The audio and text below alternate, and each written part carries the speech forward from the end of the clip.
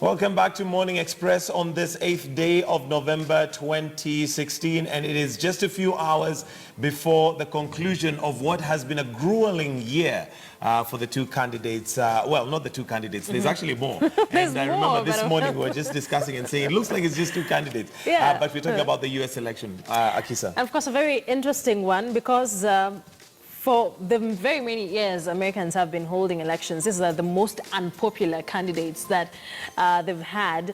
And of course, as you said earlier, at the moment, so many people brushed Donald Trump off. Absolutely. But see where he is now. And the polls show it is too close a call, 48, 44, 46, 43. So, yes. And even when you look at the average, it still is a very close call. Yeah. And with details of certain things coming up every so often, Donald Trump has been closing in on Hillary quite a lot. Yeah, he is. And of course, it has been a very intriguing process. Of course, each of them dogged by a number of issues, the issue of emails for Hillary Clinton, Donald Trump's utterances, videos that have come out his of brash him. Approach to certain things. Yes, and he's had women against him. He's offended almost everyone, but he still seems to be popular. So you don't really understand what is this force that is behind Donald Trump. Yes, so US decides 2016, and that's what we are on about right here on KTN News. And remember, we are going to be doing this the whole day today and even tomorrow as they go to the polls and come to some kind of conclusion. We'll keep you posted right here on KTN News. But first of all, a quick reminder of the question of the day. Of course, so we would like to engage you, and we ask, who do you think is better placed to be the next president of the U.S.? Who do you think is best placed to be the next U.S. president? Tweet us at Akisa Wandera. You can tweet him at Michael Gitonga or at KTN News at Morning Express KE, and we'll be sampling a number of your views as we continue with our special continuous coverage of the 2016 U.S. elections here on KTN News. Now, and speaking about a continuous coverage, let's now speak to one of our own, Roslyn Obala, who is joining us from the United States. I suspect she is in New York. She is from Virginia. Thank you very much, Nick. And Roslyn Obala is a journalist with the Standard Group, is joining us from Virginia with updates on just some of the things we are looking at right now with just hours to the election. Of course, some have voted earlier, but we're also looking at hours at 7 a.m. The ballots will be opening, or the polling stations will be opening. A very good morning to you, Roslyn. I suspect it's not morning where you are, but thank you very much for joining us here on Morning Express.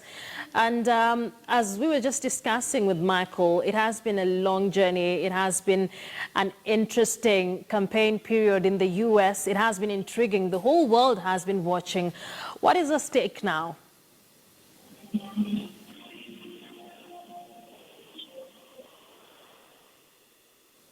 Roslyn, thank you very much for joining us here on Morning Express. As I've said, a lot is at stake, of course.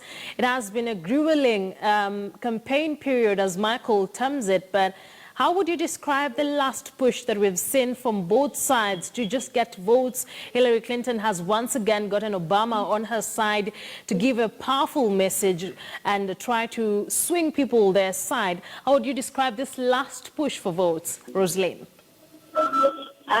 Thank you so much.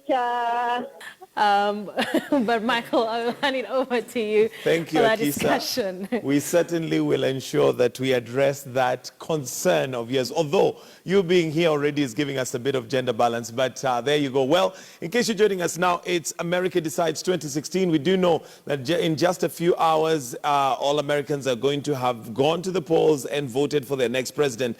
And just a quick reminder of the question of the day today, and that is, who do you think is better placed to be the next president of the United States of America? That'll be the 44th president. So we have a panel with me this morning, but before that, just a quick reminder of that question again. Who do you think is best placed to be the next U.S. president?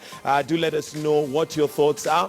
and you can send your tweets, and you can tweet me directly. That's at Michael G. Gitonga, or at Akisa Wandera, or at KTN News, KTN KE. So do let us know what your thoughts are, and we certainly will be sampling them as we go along. For now, I'd like to introduce the panel that we have this morning, and we're going to have that discussion as we continue. And joining me earlier on, we had Andrew Franklin, who is still in with us. Thank you for staying on. We also have Moses Odhiambo, who is a researcher. Good morning, and thank you for joining us. And last but not least, we have Tom Wolf, who is also a researcher, but also a political commentator. Good to have you, sir. Now, I'll start first of all with just the question that we're running and to get your thoughts. And maybe let me start with you, Moses. And this is, of course, who do you think so far, looking at what we have so far, is it still too close to call? Who do you think is better placed to be the next U.S. president? I think it's still too close to call, as you've said, but I think the tides are leaning towards Hillary Clinton, given that, you know, within the swing states, we're currently seeing Clinton leading by, you know, a few percentage points. For example, if you look at North Carolina, we are told she's leading by about 2 points. New Hampshire, which is also a swing state, you know, Clinton is leading. There's still a battle, for example, in Florida, which is, I think, one of the key states. For you to be the president of the U.S., you must win Florida. Right. And at the moment, it's tied at, you know, around 45%. Okay, so still close to call as far as you're concerned. Absolutely. All right, Tom Wolf, your thoughts so far? And looking at the polls, I know you do a lot of polls, and you've specialized in that. And looking at, even at the trend so far, Hillary has always been on the lead according to the polls. Do you think that is likely to change? I wouldn't want to make any prediction. I think that would be foolhardy to do that. But I think we need to keep in mind, as we make reference to these poll numbers, some of the weaknesses in the methodology that the pollsters themselves have been very quick and open to admit. Right. First of all, in contrast to most of the polls that we do here in Kenya, where we go to people's houses, all the polls in the U.S. are done over the phone. Some with landlines, some with mobile phones. It is very, very difficult to know whether a selection of mobile phone numbers represents an electorate. Now, you can ask people if you're registered to vote, but predicting